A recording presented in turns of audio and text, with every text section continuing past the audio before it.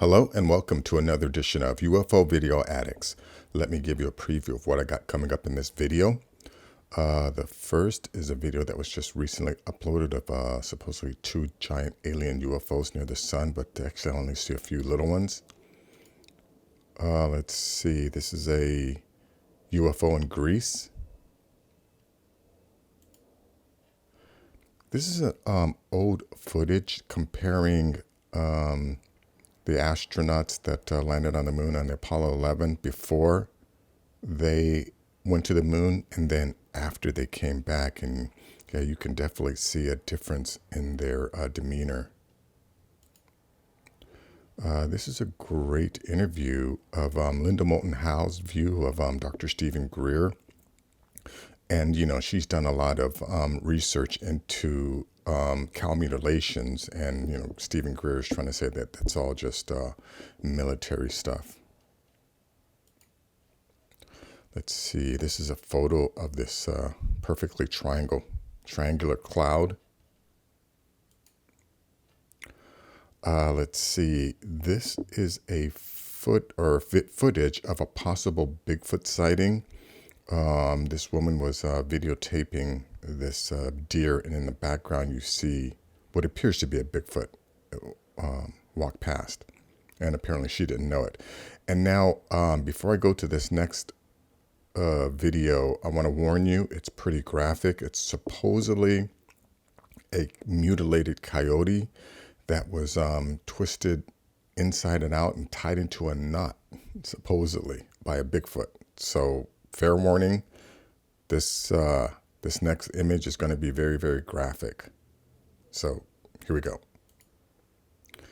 Yeah, so now this is supposedly a coyote that was ripped apart and then tied into a knot by an angry Bigfoot after some teenagers in trucks tore up, I guess, where he lived. But this is an interesting little short documentary about this guy talking about this encounter, or that a sighting where, you know, Bigfoots are seen. And then last is just this article here. Russian Navy reveals its secret UFO encounters. You know, I've said it many times. Our military, as well as the Russian Navy, constantly runs into USOs or UFOs coming in and out of our waters, and it's because we share this planet with several highly advanced species. Again, you know, at this point, it's just so obvious to me. I still don't understand why so many people can't put two and two together, put that together. Let's see. So let's go to this first video here. Let's see now. I think I'm going to start it right about here. Yeah, how big flash teleport. There are a lot of people. Yeah, now this person's saying that, you know, these UFOs teleported, but I don't know about that. Check this out.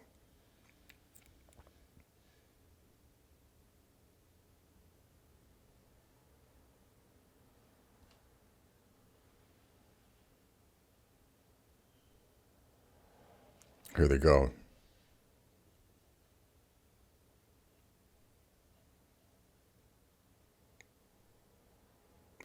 You know, there's definitely an argument could be made that these are ice particles or some type of debris, as opposed to actually controlled craft.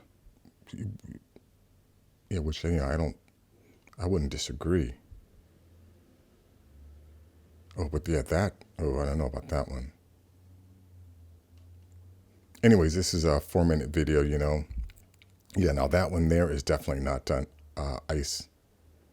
That looks to be something that's being controlled. But anyways, this 4-minute video, all these different sightings of stuff from the ISS. Let's see, let me go full screen on this one. Yeah, you can see this object here. Let me go back a little. See when it catches it from the beginning. You know what? Wow, did you see that, how that moved? Let me go back to that again. Okay, watch, yeah, watch how this thing just darts.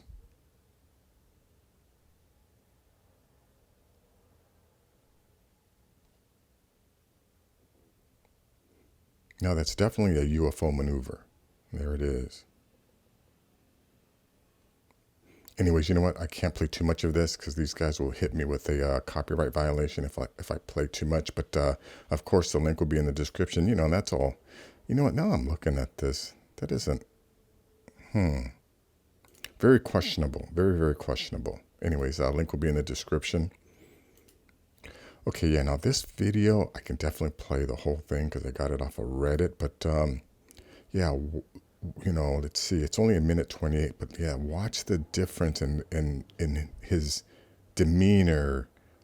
This is before, you know, they left, and then, yeah, after, you can definitely tell that something happened. Of the Swedish broadcasting. In the lighter way here, you're now taking the trip of all trips of mankind. Can I ask each one of you, which place would you like to go to for a vacation when you come back to Earth? Well, I think that the situation being what it is now, the place I would most like to go immediately is the linear receiving laboratory. If I'm able to go there, we will have succeeded.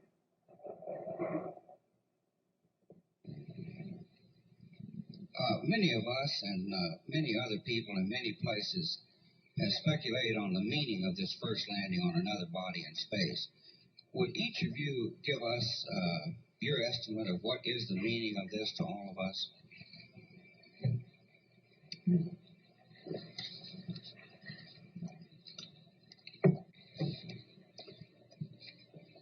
I just see it as a beginning, not just this flight, but this program, which has really been a very short piece of human history, an instant in history, the entire program. It's the beginning of a new age.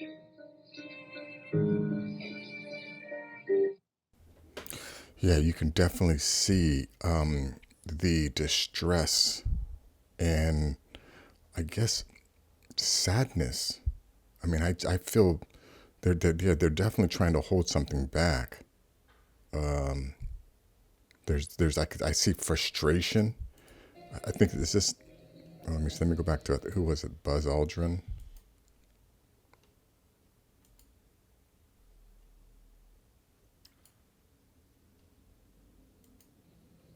Yeah, look at this guy. Look at that face. This is not a happy man. You know, this is a person who seems to be frustrated. To me, it seems like he's being held back. I guess, but you know, I must be biased because I believe I know what he's holding back. But anyways, the link to this will be in the description. Yeah, this is, you know, it's only a short interview, but listen to Linda's reaction to Stephen Greer. Now, you know, I've said this before about Stephen Greer. Stephen Greer is a government man. He works for the government. It's been stated many, many times that he is the person that has given the presidential briefings on UFOs to Clinton, and I think he gave it to Obama too. But you know, I don't think anyone ever questions that. So, you know, Greer is definitely the go-to guy within the government. So, being a employee of the government or a representative of the government, he's only going to tell the government-approved narrative of this whole UFO subject, and I hope people can see that. But anyways, let's hear what Linda has to say here. What's your opinion on that? Who is he working for? Because that is counterintelligence lie. I think himself, to try and get people to buy his products and so forth. No, I've given you just a glimpse of the forensic evidence that you or anybody who went to investigate an animal mutilation, you would find it's repeatable. It's repeatable forensic evidence. It is the pristineness, not the gore. There is no gore. There's no blood. There's no fluid. There's the huge mystery. And then you get doctors and pathologists and people who know what they are doing, and they are telling you that what has happened to the hemoglobin and the collagen that has been cooked and there's no carbon residue. They don't even understand how that's possible. Yeah, again, of course, I don't want to have to get in there and start debating this, but yeah, we're obviously being visited. I think we have advanced species here on the planet, and they are monitoring us, monitoring the livestock for whatever reason. Or I've also heard the theory that they could be extracting certain cells from the cows in order to create the great clones. But who knows, possibility. Anyways, let me go to this next photo here. Yeah, this is definitely strange. Look at that. Let me see if I can make this bigger here.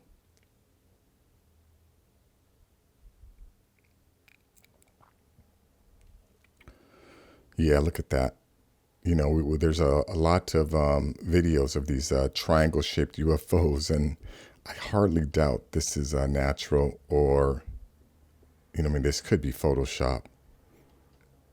But who knows? I've definitely seen photos or footage of craft creating clouds in order to cloak themselves. So, there could be a UFO in there.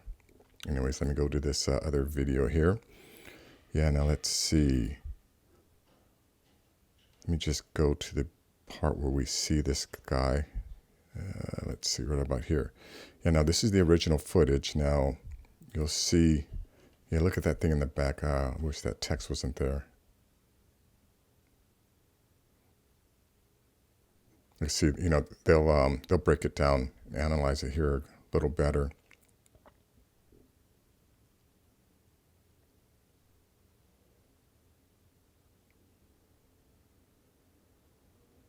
It's hard to see, and the people in the comments are saying it's probably someone in a ghillie suit. Completely possible, but it could also be a Bigfoot, or it could also just be a big dude walking in the background. I don't think we saw enough of it to really make any clear determinations. But anyways, a link to this will be in the description. Yeah, now this one here, like I said, this guy tells a story of a Bigfoot sighting in this area. And, he also indicates that there are several different species of Bigfoots, which is what I believe. That's why, we have so many, the facial features of them are so different. But, just like the panda bear, right? When the panda bear was first discovered, people didn't believe that a black and white furred bear lived in the forest and ate bamboo. To people thought that was crazy. And even after the first one was finally sighted, I think it was like 90 years before there was actual confirmation. And remember, the panda bear wasn't trying to hide, right? And it took us a long time to actually prove that that the panda bear existed, whereas these Bigfoot are actually intelligent, sentient beings. The guy says that they're not humans; they're just another branch of a hominid that are highly intelligent. He says that they're geniuses. But whereas we have chosen to move away from nature and move into cities and become urbanized, whatever, this species chose to stay and move closer to nature, which I can completely agree with. But I don't want to play too much of this because it's just a guy talking. But definitely check this out. Listen to his story about how he tells a story about some kids were in four-wheelers tearing up this part of the forest. And he found this, and he thinks that Bigfoot did it out of frustration, killed this coyote, or maybe had the coyote and just ripped it apart and then tied it into a knot. But anyways, I'll leave the link in the description. Let me go to this last article here. Russian Navy reveals its secret UFO encounters. It sounds like the classic science movie The Abyss, only in Russian. The Russian Navy has declassified its record of UFO encounters, many of which take place in or around water, reports the website of the English-language Russian news channel Russia Today. They are most often seen in the deepest part of the Atlantic Ocean, in the southern parts of the Bermuda Triangle, and also in the Caribbean Sea, said one naval intelligence officer, quoted by the website.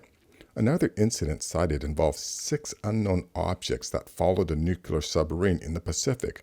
When the sub surfaced, so did the objects, which then lifted themselves out of the water and flew away. In perhaps the most compelling account, military divers in Siberia's Lake Baikal, the world's deepest lake, encountered a group of humanoid creatures dressed in silvery suits at a depth of 160 feet. 3 humans died during the ensuing chase.